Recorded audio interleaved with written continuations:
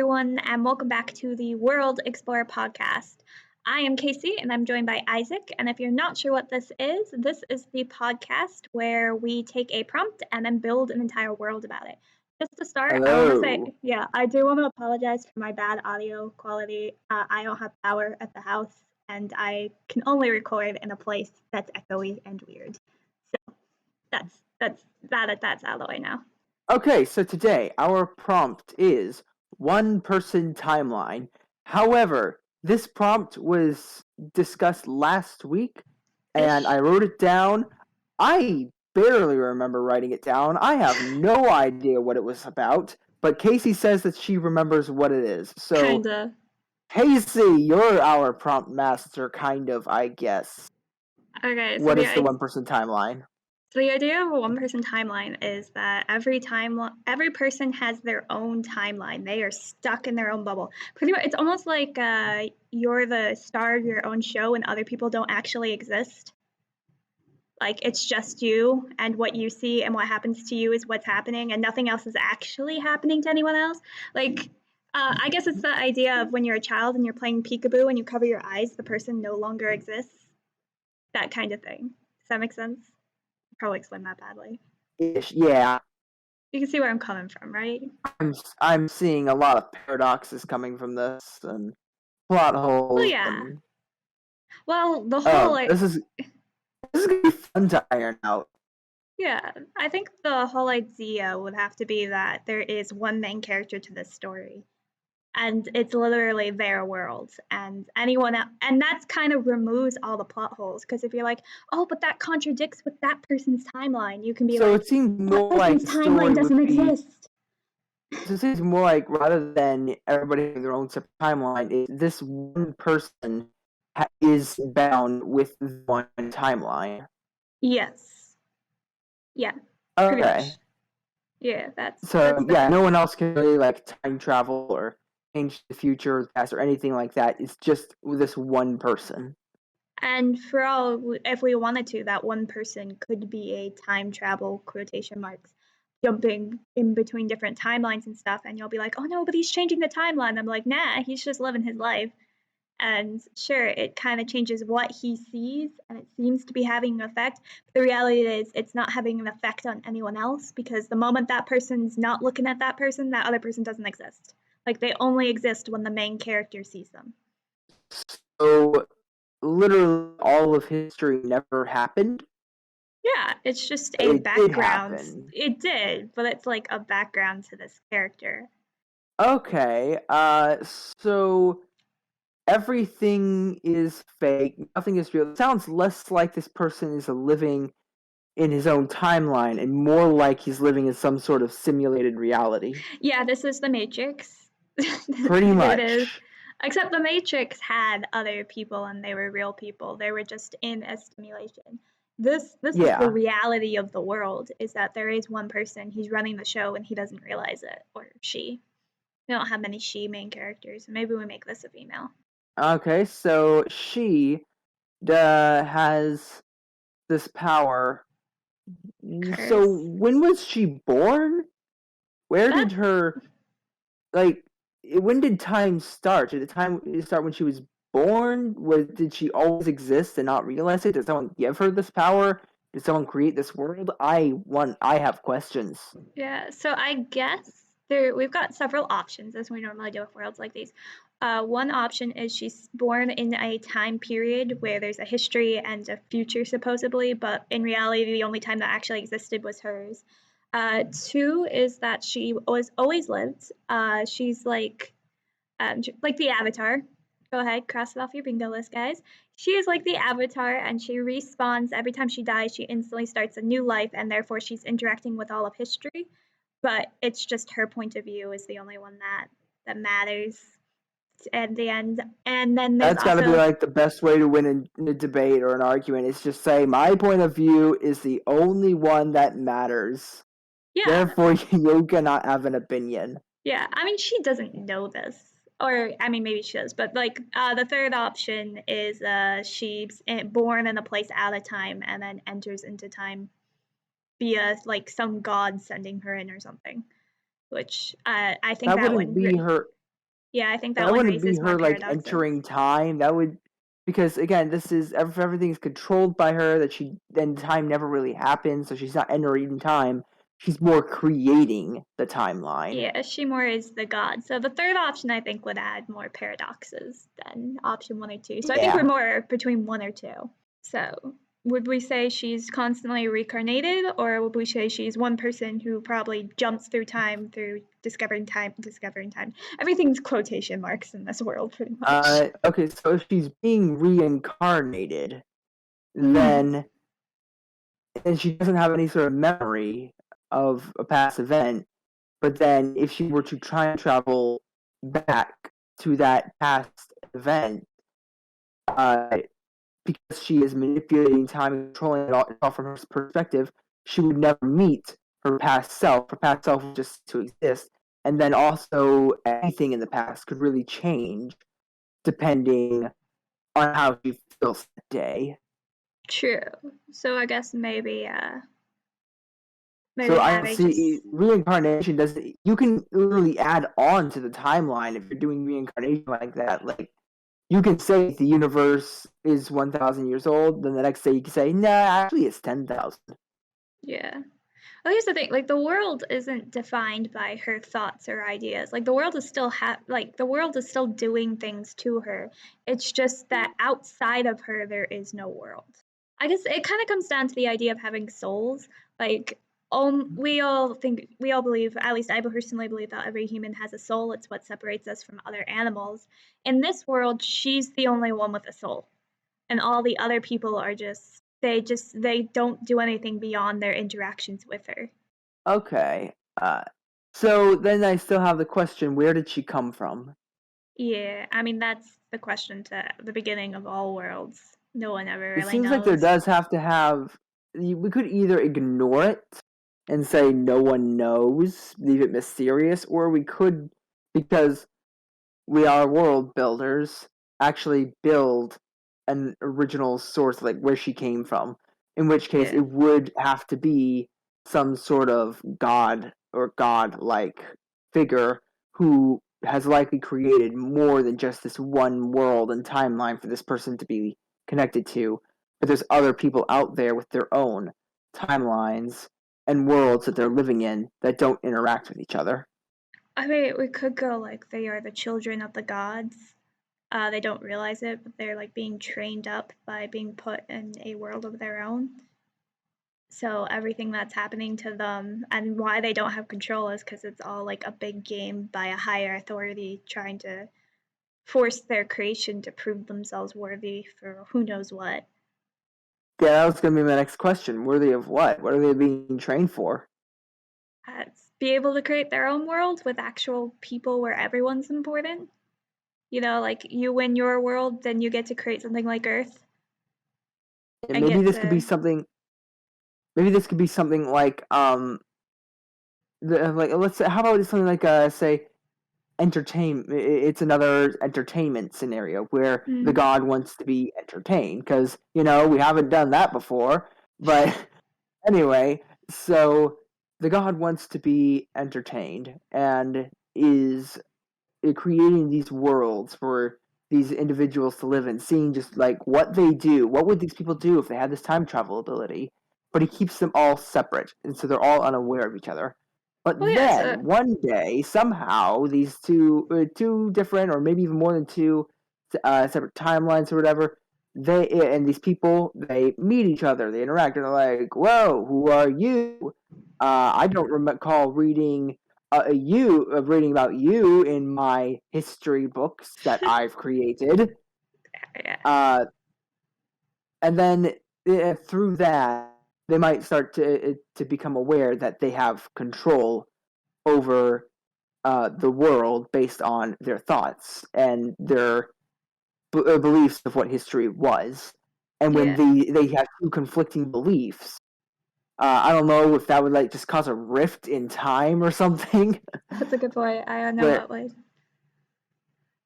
I don't. I maybe it's like it becomes a battle between their two minds almost. Or I guess I mean it's personally my thought that like the person who's this is their world would win out. because they're the ones connected to this world. That person's actually connected to a different world. They don't have that Yeah, power here. but the idea is that these worlds are now intersecting, and Yeah. so they're competing. So both of them are maybe competing. Honestly, I feel this like sounds something like really weird should happen Honestly, it to. sounds like something the gods doing, like the god, like so round one is just a bunch of people and they're controlling their world, and he's like, okay, who's entertaining me the most out of these group? He's like, those two I think are the most entertaining. All right, you two battle it out, and he just smushes their world together, and it's like whoever wins I mean, gets to live. but something I was thinking was that if he's having them battle, there's a chance that they could like just start once they become aware, they start trying to rise up against this godlike figure, Yeah, but and the god. Here's the thing: like the moment they step off their planet, they don't have power, and that could be like a very eye awakening thing for them.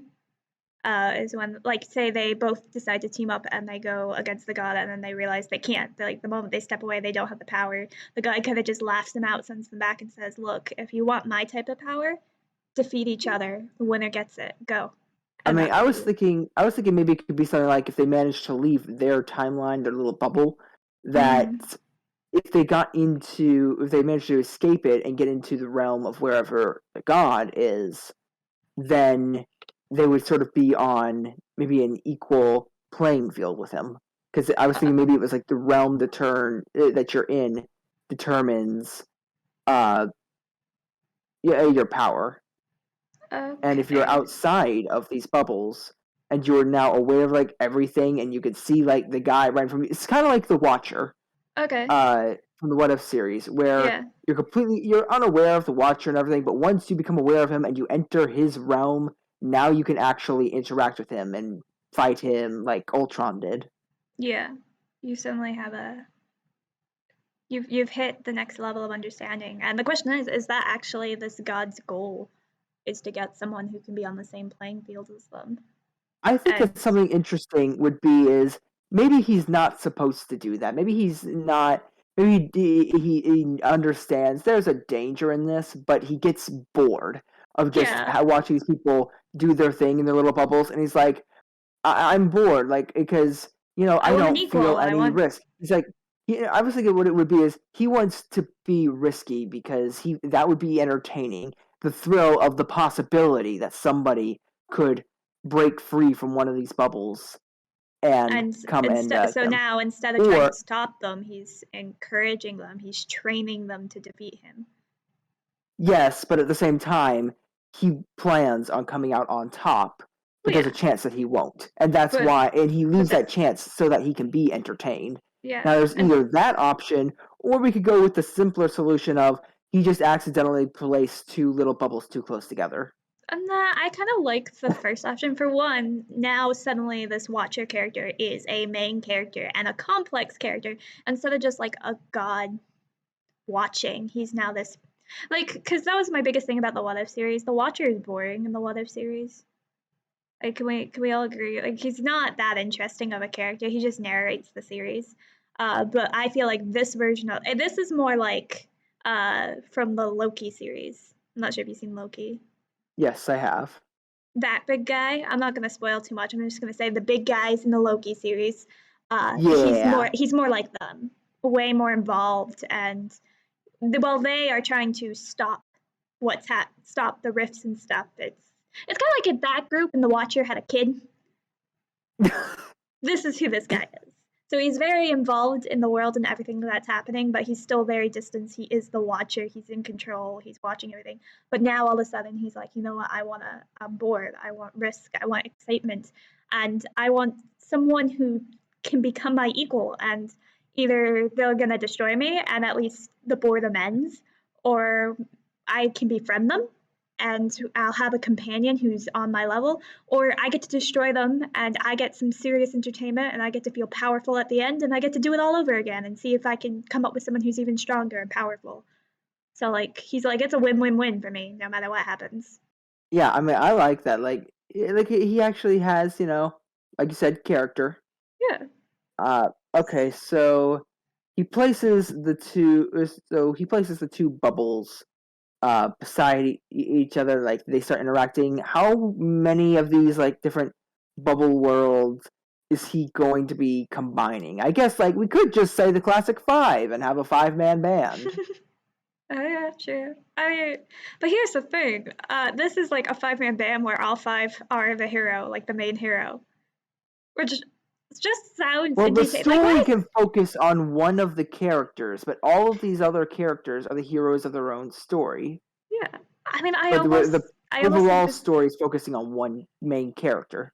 I don't know. I think it's honestly an interesting concept for a story because normally we have that, like we have our main character and our secondary and our third, and like they don't group. But the idea that there are 5 people and they think they're the main character of the story, and actually almost having a mystery element to the story, like who is actually the main character? Like that's the thing of the story. So you're getting even views of all 5 of these characters, and you're like Okay, I attached to all.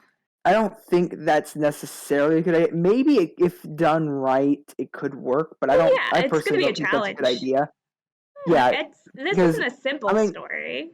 that sort of thing has been tried before, and the reason people generally go with there is one main character and then a supporting cast is because it's a formula that has proven effective and works really well within everybody fills these different roles. But if everybody is potentially the main character, you get something like the Phantom Menace, where you don't know who the main character is. Like, tell me, who is the main character in the Phantom Menace? So I don't even remember the Phantom Menace movie, so you know. It's like it's not Anakin. He doesn't show up for quite a while, and he doesn't really do anything beyond drive a pod, Yeah. driving the pod racing. Qui-Gon, uh, he seems like he might be doing the most, but he also dies, and then he's not there for the last part of the movie. And then there's Obi-Wan, but Obi-Wan, he also doesn't seem to do it. Like, he stands off to the side while his master is fighting Darth Maul and does nothing. Like, then he just gets in and he kills him. But then beyond that, what does he do beyond killing Darth Maul and then taking Anakin under his wing? He doesn't really do anything. Yeah. So who's the main character in the Phantom Menace? Yeah, but that's an example of how not to do it. There are, so my normal thought is a lot of fantasy stories when they have multiple main characters, especially in a setting like this where the characters are separated for most of the story, they actually will do it like separate books dedicated to each character.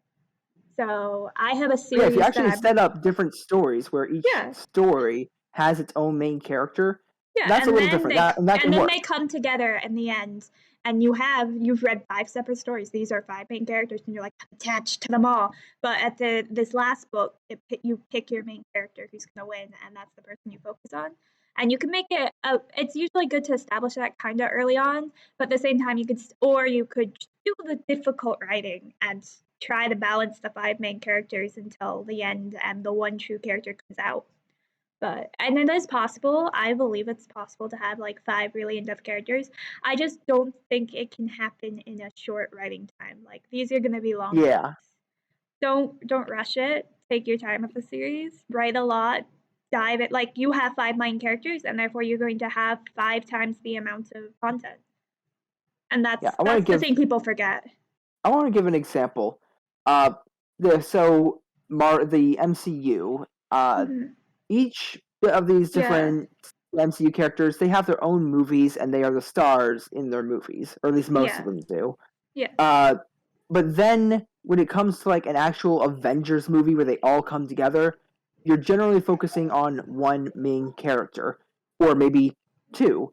Like for example, in Civil War, the main characters were Iron Man and Captain America. Yeah. Which one was the primary focus? That was Captain America, I would say, but not by much, but still. Yeah. And then if you look at most other like Avengers movies, it's focused on Iron Man as the main character. In Infinity War and Endgame, it's pretty much all centered around Iron Man. Even though Iron Man dies at the end, no, he's still the main character. Yeah, I agree for that Endgame, but Infinity War, Thanos is the main character, we all know it. But at the same time, you feel like you have a bunch of main characters and stuff, and that, I guess MCU is the example, like how you do it, but remember, MCU has tons of movies and tons of hours of pouring into these characters and developments and comics books after comic books about back lore to feed off of and stuff. So yeah, this is not a small story. A lot of these world builds, I feel like when we do them, we could say, hey, yeah, you can write like a little short story based off of this, or you could write one book and be done, or like a little series. You could do whatever you want.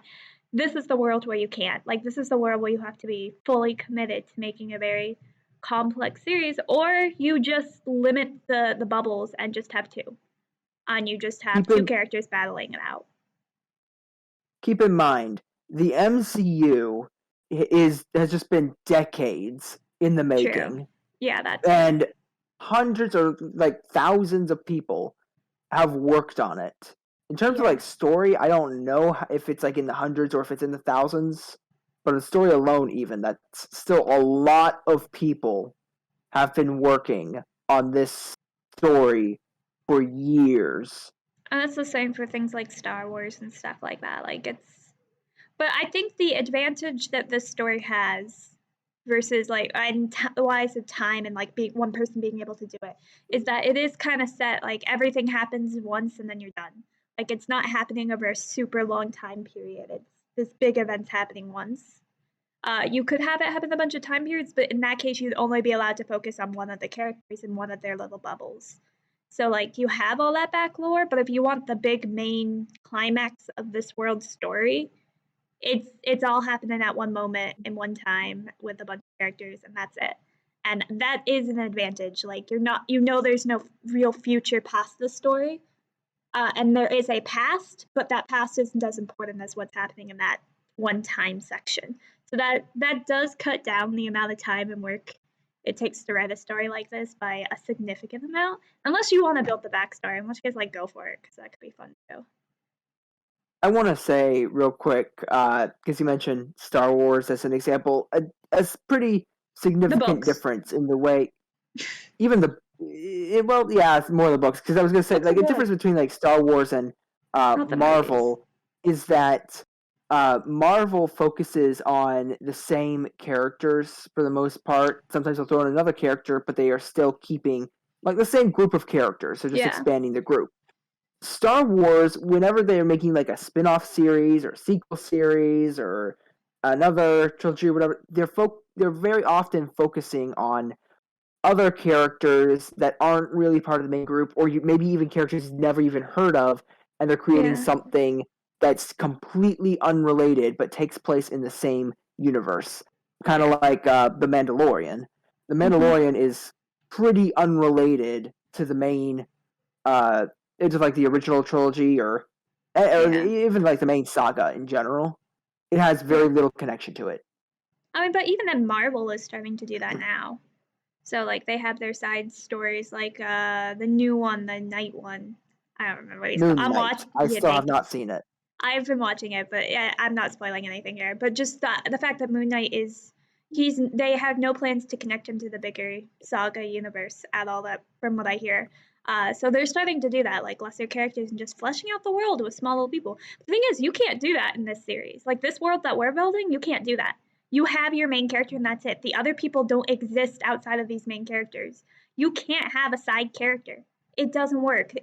The side character doesn't really have a past or motives beyond interacting with this main character.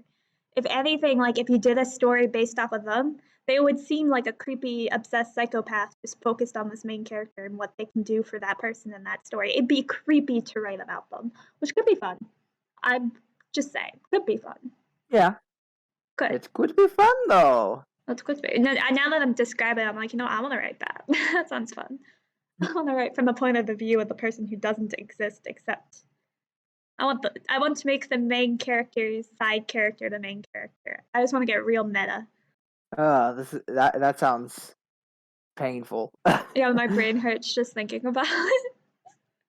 Okay, so I feel like we've already created the world. Like, what more is there to make in this world? There's not, but like it feels like we've flushed it out pretty well. Yeah, I think it's even within just like the first 20 minutes. Yeah, I think it's honestly this world's just about the idea behind writing it and stuff is kind of what we've been focusing on is we picked a world that's very simple, very easy, but boys writing it going to be a bit of a challenge. But at the same time, there's people who are gifted. I was expecting this to be like nothing but paradoxes and constant ironing out and twists and like all kinds of headaches. This wasn't. Nah, you've got your one timeline, you got your other timeline. They're in complete control. You blend them together, and stuff happens. What the heck? I told you that this was a time travel thing that didn't have paradoxes. I wasn't lying. Well, the original several versions did. We needed to really get some things out of the way before we got to one that wasn't filled to the brim with paradoxes. Like okay. You know what we should do? We should talk about pregnant women in this. What if your main character gets pregnant? Fun fact, guys, that baby, it's gonna be the same thing. The baby's not real. Yeah, the baby's not real. It doesn't. The moment she doesn't look at the baby or like leaves the baby, they cease to exist. It's sad. It's horrifying. Or maybe if two of your main characters from different bubbles. Ooh. Like, if they have a child, that child, I think, would be real. It has to be, yeah, because they're both real. Well, for one are you going to have time to do that when your world's crumbling around you and then wait for 9 months or something? Do they get their own bubble then? Does a bubble magically form around? They haven't been given a bubble by the gods. It's the creator. Do they have control over two different bubbles? I don't know. See, I feel like the creator... This baby would have more control over the world than their parents, if the bubbles are touching or are connected. Isaac, is this what the creator actually wanted? Is he pushing a love narrative so that way he can have a child between two great beings and then that child be raised to come and try to fight him?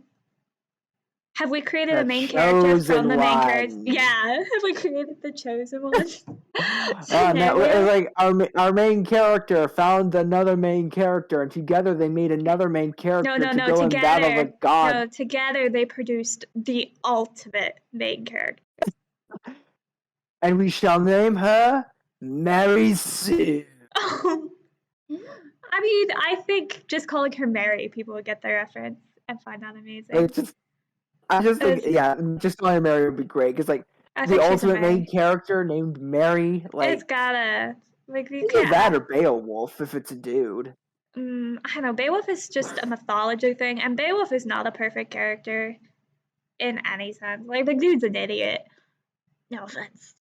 That doesn't mean that he's not a Mary Sue. Yeah. Mary Sues are often idiots, but they are portrayed as smart. I can't stand Beowulf.